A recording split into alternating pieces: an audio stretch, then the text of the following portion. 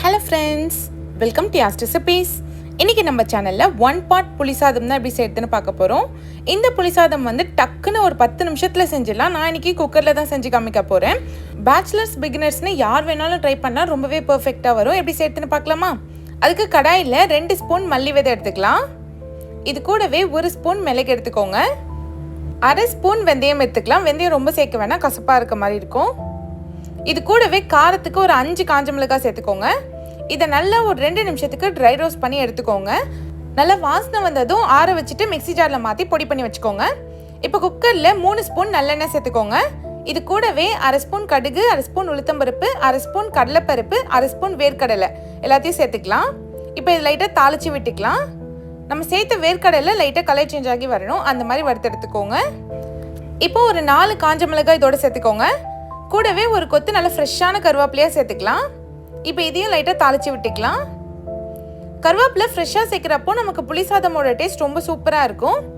இது கூடவே 1/2 ஸ்பூன் பெருங்காயத்தூள் சேர்த்துக்கோங்க. 1/2 ஸ்பூன் மஞ்சத்தூள் சேர்த்துக்கலாம். இப்போ நம்ம வறுத்து அரைச்ச புளியோதரை பொடியை இதோட சேர்த்துக்கலாம். சேர்த்துட்டு நல்லா ஒரு 30 செகண்ட்ஸ்க்கு இதை லைட்டாக எண்ணெயிலே அந்த வதக்கி விடுங்க.